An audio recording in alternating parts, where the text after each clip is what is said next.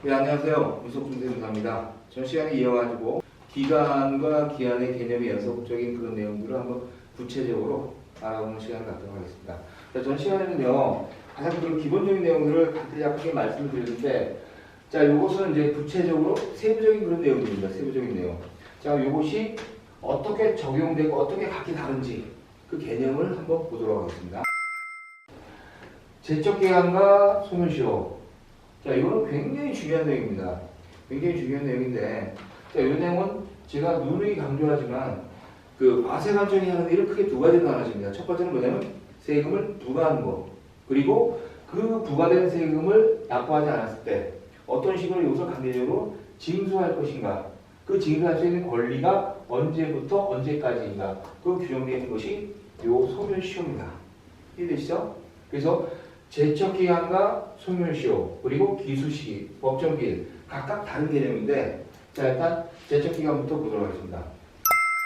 이 제척기간이라고 하는 것은요, 세금을 내달라고 고지서를 보낼 수 있는 그 기간, 요거를 제척기간이라고 하는데, 다른 말로 얘기하면 이 제척기간은 납세자가 혹시라도 나한테 고지가 된 것이 잘못된 경우에는 이거를 고쳐달라고 요구할 수 있는 그런 기간이기도 합니다. 제척기간은 전 시간에 이은 거니까 법인세, 부가세, 그 다음에 종합소득세.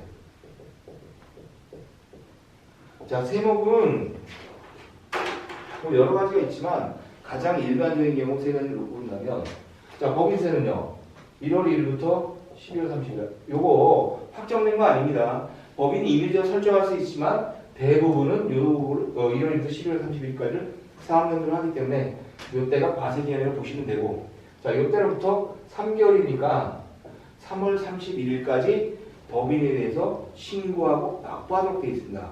자, 여기서 한 가지 보셔야 될 게 뭐냐면, 요 신고납부 세목이라는 건 무슨 내용이냐면, 국가가 1, 2 세금에 대해서 관여할 수 없으니까 일단 납세자한테 네가 알아서 세금을 신고하고, 신고를 하면 그대로 인정을 해야겠다, 확정력을 부여해주겠다라는 세목이 신고납부 세목입니다. 근데 정부 부가과세 세목이라는 건 뭐냐면, 당신이 일단 신고를 해 하고 결정은 내가 하겠다, 확정력이 부여되지 않은 세목이 정부 부가과세 세목입니다. 자, 이때 법인세, 부가세 이건 뭐예요? 신고납부 세목입니다. 신고납부 세목. 즉 1월 1일부터 12월 31일까지 과세기간에서 다음 연도 3월 31일까지 신고를 하고 납부를 하도록 규정이 되어 있어요. 확정적으로 부여합니다. 그런데 만약에 이때까지 신고도 안 하고 납부도 안 한다면, 그러면 이 다음 날이죠. 4월 1일부터 국가가 결정해서 세금을 부과할 수 있다. 무엇에 의해서? 이 제척기간에 의해서. 그래서 신고납부 세목은 신고납부 기한 종료일의 다음 날부터 제척기간이 기산이 되는 겁니다.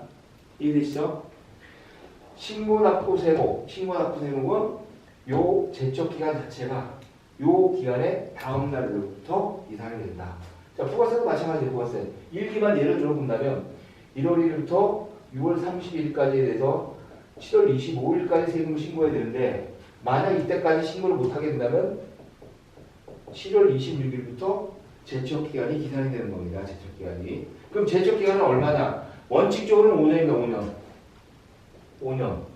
자, 그런데 무신고를 했어요. 신고를 했는데 신고를 안 했다.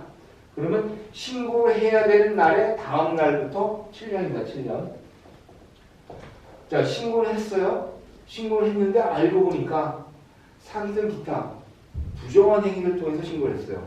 그리고 신고를 안 했지만 나중에 보니까 이 사람이 범칙행위와 관련된 사기든 기타 부정한 행위라는 것이 밝혀졌다고 한다면, 그때는 제척기간이 10년이 적용이 됩니다. 10년. 자, 그래서 법인세, 부가세, 종합소득세 모두 신고를 해야 되는 날의 다음 날부터 기산하는 겁니다. 이게 굉장히 중요한 거예요. 자, 근데 종합소득세는 각각 개념이 달라요. 개념이 다른데, 자, 이거는 원칙적으로 정부 부가과세 세목입니다. 정부 부가과세 세목이지만 신고 의무는 적용이 된다는 얘기예요. 신고 의무. 자, 그래서 여기에는 양도소득세가 들어가요. 양도소득세가. 종합소득세 내에 양도소득세가 있는 겁니다. 이걸 우리는 분류과세라는 말을 표현하는데 종합소득세는 1월 1일부터 12월 31일까지 기간이 돼서 다음 연도 5월 31일까지 신고를 하도록 되어 있어요. 마찬가지로 이것도 이때까지 신고를 안 하게 되면 6월 1일부터 제척기간이 적용되는 겁니다. 그래서 이때는 무슨 말을 표현하냐면 자, 정부가 이때까지 신고를 해라 라고 안 했어요. 안 하게 되면 납세자가 안 했기 때문에 정부가 결정합니다. 그래서 뭐라는 말을 표현하냐? 결정이란 말을 써요. 결정. 자, 신고를 했는데 신고 내용이 잘못했어. 그럼 뭐라 그래요? 경정. 고친다는 얘기예요. 고친다. 신고를 해야 되는데 신고를 안 했어. 그러면 4월 1일부터 제척기간 이때부터 기산해서 국가가 결정을 하겠다는 거예요. 신고를 안 했으니까 언제 7년 동안에 뭐 언제까지 해야 되냐 그런 건 없어요. 요 7년 되는 기간 내에 아무 때나 결정하면 되는 거야. 아무 때나. 그래서 신고를 안 했으니까 신고한 다음에 또 1년 해야 되는데 6개월 그런 규정은 없습니다. 요때까지만 하게 되면 된다. 자, 어찌됐든지 자, 경정을 하고 결정을 하고 저렇게 기간이 지나는데 문제는 왜 양도소득세가 문제냐면 양도소득세가 왜? 양도소득세에 대해서는 예정신고가 있어요. 예정신고. 예정신고 왜 하겠습니까? 세금 빨리 내서 국가가 좀 벗어들이면 세수로 쓸 수가 있으니까. 자, 그러면 자 2020년 5월 4일 날 집을 팔았어요. 그럼 양도세 언제까지 신고합니까? 요 달에 요 달에 말일부터 기산해 두 달이에요. 그러면 6월, 7월 31일까지 신고하면 돼요. 그러면 사람들이 뭐냐? 내가 요때 팔았으니까 요때까지 예정신고를 해야 되고 그러면 제척기간은 요 날에 다음 날인 8월 1일부터 기산하는 게 아니냐 라고들 생각을 많이 해요. 그렇지 않습니다. 양도소득세는 종합소득세에 들어가는 거기 때문에 다른 종합소득세하고 함께 정리하는 거예요. 그래서 뭐라 그러냐 5월 31일까지 신고하는 건 확정신고란 말을 표현해요. 확정신고. 이거 예정신고입니다. 예정신고. 따라서 자, 이렇게 내용을 이제 체납 내역이라든지 과세 내역을 쭉 보다 보면 귀속연도가 나오고 그 다음에 언제 세금을 부과하는 연도가 나옵니다. 부과연도가 나와. 자, 그랬을 때 이거 어찌됐든지 간에 이거 혹시 요날 팔았으니까 결국 예정신고 요때하고 요때부터 제척기간이 적용되는 것이 아니냐라고 생각하는데 아니라는 얘기입니다. 양도는 확정신고일인 다음 연도 5월 30일의 다음 날부터 무조건 기산하는 거예요. 그러다 보니까 어떻게 됐어요? 기간이 상식적으로 내가 생각하는 것보다 1년 정도 차이 나는 경우가 굉장히 많습니다. 그래서 어떤 분들 그런 얘기합니다. 아니 분명히 무신고일 때는 제척기간이 7년인데 7년 지난 거 아닙니까? 그럼 7년 지난 세금 이렇게 고지할 수 있어요? 라고 물어보시는 분들이 있어요. 그건 뭐냐? 직접 판 날을 기준으로 해가지고 제척기간을 기산하다 보니까 그런 착오가 나오는데 이거는 예정신고이기 때문에 어찌됐든지 양도소득세는 종합소득세에 포함이 되는 그런 세목이기 때문에 전체 종합소득세 기준으로 판단해야 된다. 따라서 종합소득세 신고납부기한인 5월 31일의 다음 날부터 기산해서 제척기간을 적용됩니다. 그러다 보니까 기간이 어떻게 된다고요? 일반적으로 생각하는 것보다 길어질 수밖에 없다. 네. 자, 소멸시효라는 것은 뭡니까? 소멸시효는 국가가 권리를 만약 불행사했다는 얘기예요. 왜? 세금을 강제적으로 징수할 수 있는 그런 권한을 부여를 해줬는데 그 기간 내에 권리 행사를 못하게 되면 그 권리를 소멸시키겠다는 겁니다. 이 소멸시효는 5년 또는 10년이에요. 그렇죠? 그 금액이 체납금액이 5억 원에 기산할 때는 5년, 체납금액이 5억 원을 넘을 때는 10년. 자, 이렇게 된 겁니다. 자, 이때 소멸시효 기간이 언제일까요? 언제일까요? 세금을 징수할 수 있는 날로. 세금을 징수할 수 있는. 세금 징수할 수 있는 날이 언제예요? 법인세 같은 경우에 3월 31일까지 신고하고 납부하도록 돼 있어요. 신고하고 납부하도록 돼 있는데 만약 신고 납부 안 하겠다면 그럼 국가는 4월 1일부터 세금을 내세요라고 고지서를 보낼 수 있어요. 그럼 이게 뭡니까? 세금을 징수하는 의미죠. 그렇죠? 요 날로부터 5년 내지 10년이 적용된다는 겁니다. 물론 이제 시효는 고지가 되고 뭐하고 하면 중단의 사유는 중단되기 때문에 기간 계산을 같이 해야 되지만 원칙적으로는 국가는 징수할 수 있는 날로부터 기산해서 5년 내지 10년이 적용됩니다. 그 기간이 됩니다. 자, 두 번째 기수시기가 나옵니다. 기수시기가 뭐예요? 기수시기가. 기수시기. 자, 기수의 반대말은 미수입니다. 미수. 이게 무슨 얘기냐면 범죄가 완성된 시점이 기수고 범죄가 완성되지 못한 미수의 미수. 그렇죠? 세금은 미수범에 대해서 처벌하지 않는 게 원칙이에요. 물론 예외 경우는 있습니다만 미수범에 대해서는 불벌한다. 처벌하지 않는다. 즉 세금을 포탈하려고다가 걸렸다든지 세금을 포탈하려는 마음만 먹었다. 요거는 처벌하지 않는다는 얘기예요. 자, 근데 실질적으로 세금을 포탈한 게 확정이 됐어요. 이 사람 세금을 포탈했어. 그럼 이게 뭐하고 연결이 되냐면 나중에 공소시기하고 연결이 돼요. 그렇죠? 공소시기. 즉 공소시기는 이 사람이 기수시기가 완성된 시점부터 기산해서 공소를 제기할 수가 있는 겁니다. 그렇죠? 이 공소시기하고 연결되는데 기수시기가 나온다. 그러면 이 기수시기도 마찬가지 두 가지로 나눠져요. 신고납부한 세목과 정부 부과한 세목이 나와요. 요거는 신고납부 세목이야. 신고납부 세목. 그러면 요 시점이 지나면 요때서부터 해서 요 3월 31일까지 해서 세금을 납부해야 되는데 요 시기가 지나면 기수범이 되는 거예요. 기수범. 응? 기수범. 그러니까 이때 어떤 행위를 해가지고 3월 30일 지나면 4월 1일 시점부터 이 사람은 기수범이 되는 겁니다. 즉 범죄가 완성이 된 거예요. 조세 부탈에 대한 범죄가 완성이 됐어요. 그러면 이 시점을 기준으로 해서 어떻게 되냐면 국가는 세무서는 검찰에 이 사람을 고발할 수가 있어요. 처벌해달라고. 조세처벌법하고 절차법에 보면 세무공무원이 고발하지 않으면 검찰에서 검사가 직접적으로 공소권을 제기할 수가 없어요. 이건 굉장히 중요한 판례인데 과거에 검사가 세무공무원이 고발이 없음에도 불구하고 스스로 그 공소권을 제기하는 경우가 있어요. 그때 무죄가 나왔습니다. 공소권이 없음으로 결정됐기 때문에. 근데 마찬가지로 요 기수라고 하는 건 조세 포탈범으로 확정된 걸 언제로 볼 것이냐. 즉 이 사람이 언제 실제로 이제 범죄가 완성됐냐. 그 시점을 보는데 그 시점이 신고 납부하는 세목은 신고 납부해야 되는 날의 다음 날부터 계산하고 그 다음 정부 부과 세목이 나옵니다. 대표적인 증여세, 상속세. 이거 뭐야? 고지서상 납부기한. 고지서상 납부기한 종료일에 다음 날부터 계산한다는 얘기. 그래서 세목이 뭔가를 봐야 돼. 이게 신고 납부하는 세목이냐 정부 부과 세목이냐를 봐야 된다는 얘기지. 그래서 신고납부 세목일 때는 신고납부기한의 다음 날부터 기수시기가 완성된 걸 보고 그 다음에 정부 부과한 세목에 대해서는 고지서상 납부기한이 경과되면 기수범으로 본다. 이 내용이에요. 그래서 간혹가다 물어본다고 이렇게 세금이 이렇게 됐습니다. 자, 그러다 보니까 뭐야? 조세범 처벌법에서 처벌받는 경우들이 나와요. 대표적인 게 어떤 경우입니까? 뭐 자료상이라든지 카드깡이라든지 이런 경우는 나와요. 그러니까 반사회적인 행위에 따른 그런 처벌 내용들이 나온다고. 그때 처벌과 관련된 나오는 내용이 바로 이렇게 보면 된다. 자, 그 다음에 마지막으로 일단 오늘 시간 마지막입니다. 법정기일이란 말이 나와요. 법정기일. 법정기일이 뭡니까? 법정기일. 자, 법정기일이라고 하는 것은 국세의 우선권하고 관련된 게 국세의 우선권. 이게 무슨 내용이냐면 어떠한 재산에 대해서 여러 기관에서 경합을 합니다. 경합.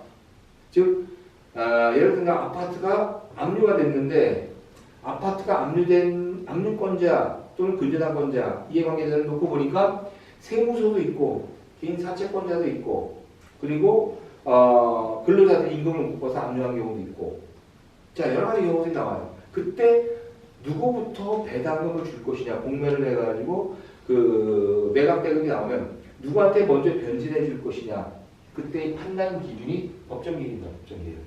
자 물론 그 공매를 하게 되면 그 매각 대금을 배분하는 순서가 나와요. 그 순서가 첫 번째는 그 매각에 직접적으로 노력을 한 자산관리공사에다가 체납처분비라는 명목으로 수고비를 먼저 주고 그리고 그 다음으로는 근로자의 임금채권과 관련해서 는 3개월간의 그 임금채권 세금하고 그리고 소액 2차 보증금에 대해서 1순위는 높습니다. 그리고 국세와 지방세는 동순위예요. 자, 공과금은 국세보다 미친 겁니다. 순위 자체가. 그래서 의료보험과 의료보험 체납과 그 다음에 국세가 서로 경합을 하게 되면 국세가 설사 압류가 늦게 됐다 하더라도 국세가 우선권입니다. 전제는 그 공과금의 체납 처분비 가산금은 그게 우선이에요. 순서가.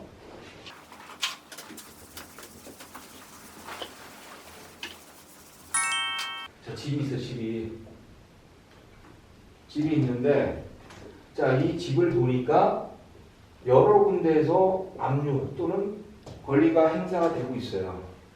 그래서 어떠한 사유에 의해서 이 건물이 경매 내지 공매로 처분되게 됐습니다. 처분이 됐어. 그러면 여기서 말하는 이 공매 대금을 어떤 식으로 배분할 거냐, 그렇죠? 응? 배분 순서가 어떻게 되냐 이거요. 배분 순서가. 자, 이때 1순위가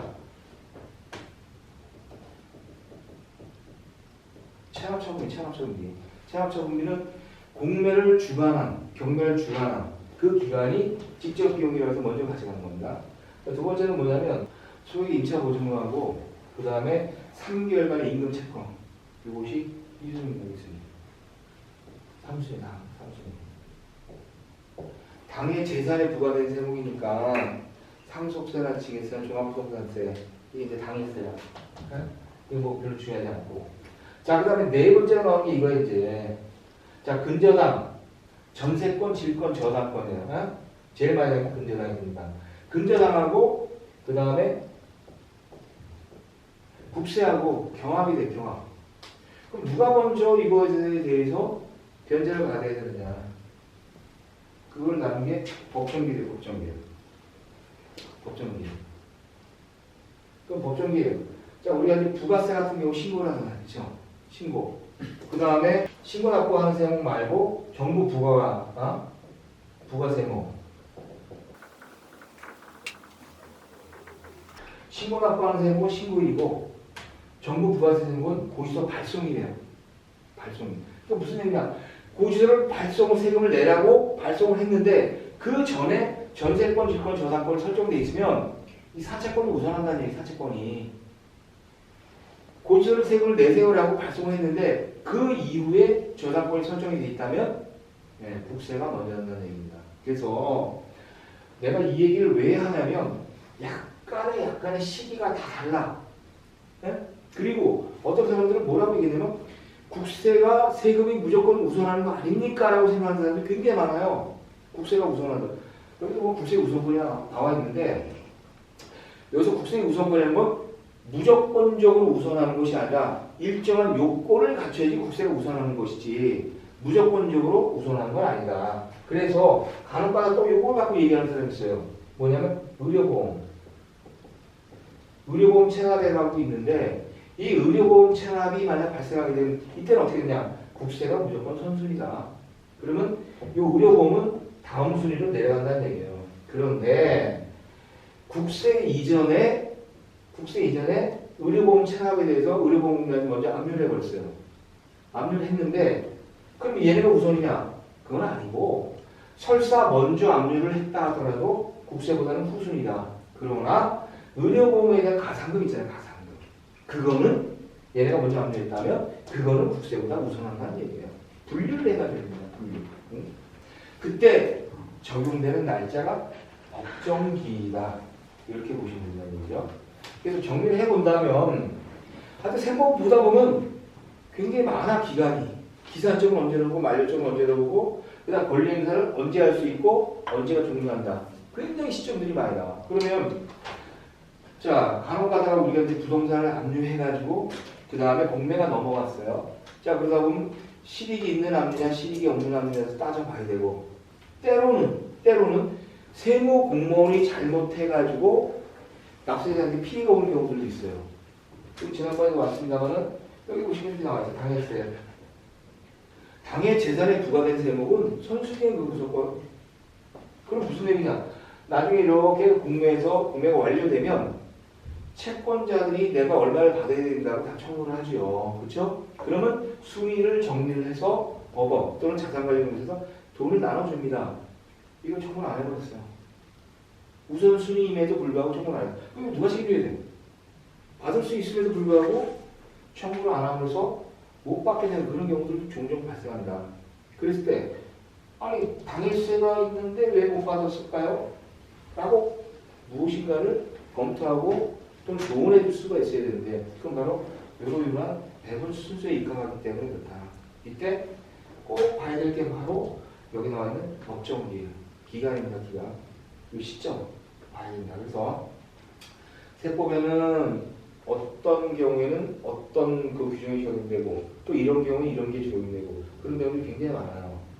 그것이 기간과 기한 또는 시점과 관련된 그런 내용이기 때문에 그런 부분들은 반드시 또 정리를 해야 되고 그런 거를 알고 있는 상태에서 과연 이것이 적법 절차가 준수되었냐 준수되지 않느냐 따져볼 수 있다는 얘기죠. 즉 기간이 여기 쭉 있는데 기본적으로 이 기간을 경과해서 뭐 부과했다든지 기간을 경과해서 징수했다든지 그러면 절차 위반이죠. 그렇죠? 자 그런 의미에서 적법 절차의 원칙에서 제일 먼저 숙지를 해야 될 사항은 바로 기간과 기한의 개념이다. 그래서 그걸 알고 어떤 일을 보든지 간에 판단의 기본을 삼아야 된다. 자 이렇게 보시면 되겠습니다. 오늘은 적법 절차의 원칙 중에서 첫 번째, 두 번째 기간 그리고 어떤 시점에 대해서 간략하게 설명했는데 아무튼 굉장히 중요한 사항이니까 꼭 숙지하기 바랍니다. 자 오늘은 여기까지 하겠습니다. 다음 시간에 뵙도록 하겠습니다. 감사합니다.